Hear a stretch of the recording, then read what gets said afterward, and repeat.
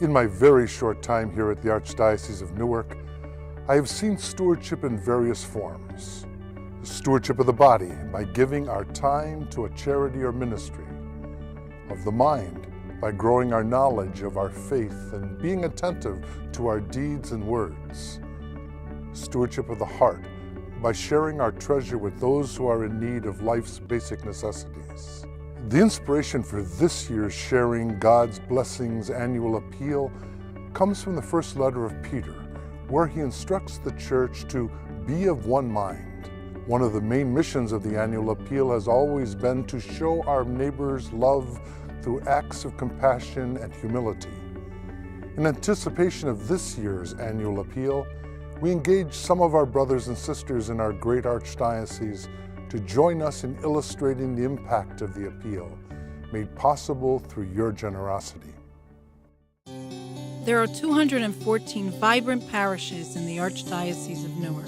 Each one plays an integral role in the faith lives of the people in their community, but not all would be able to keep their doors open if it weren't for the annual appeal. There are several parishes which rely directly on the support of the annual appeal to sustain their parish community. In addition, any parish that exceeds its goal in the annual appeal receives a rebate that can be used to address the areas of greatest need.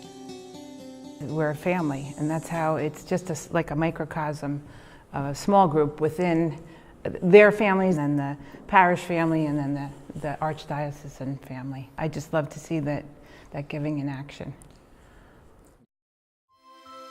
There are over 30,000 students in our 67 elementary and 29 high schools who are benefiting from a Catholic education in the Archdiocese of Newark.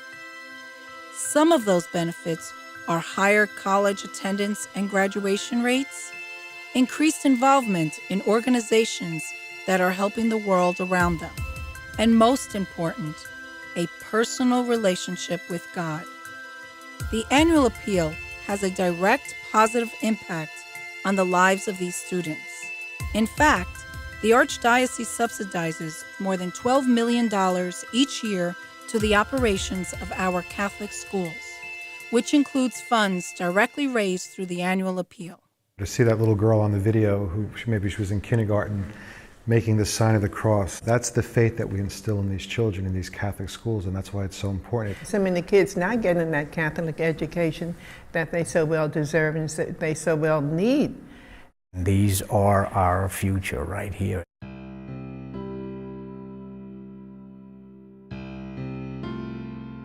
The Archdiocese of Newark is blessed with many vocations. In May of 2016, 9 men were ordained to the priesthood, bringing the total to 125 over 10 years.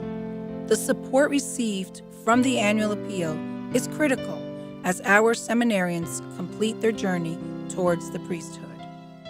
I can't even fathom how it would be if we didn't have these fathers to go to.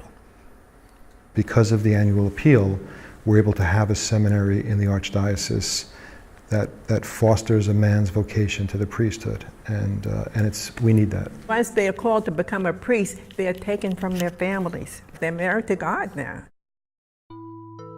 Our retired priests play a very important role in the life of our archdiocese. After their retirement, priests have needs that the annual appeal helps to supplement. Funding for medical needs and 2 retirement homes is provided to ensure that our nearly 200 retired priests are able to live their remaining years with dignity and comfort. These priests have served an average of nearly 47 years in their ministries and have collectively brought the gospel to millions of parishioners. It almost brings me to tears just by looking at their faces, as if I'm looking at my very own grandfather or grandparents. He's a member of our family. He baptizes our children, he marries us, really given their whole lives to service of the people of the Archdiocese, of the communities that they serve. Young adolescents, teenagers, college students, and young adults are the Catholic Church of today and the future. They are energetic, passionate, and ready for action. They have questions, want experiences of God, and are searching for a path in life. They need support and direction. The Office of Youth and Young Adult Ministry trains, equips, and supports parishes for the tremendous challenge of ministering to, with, by, and for our Catholics.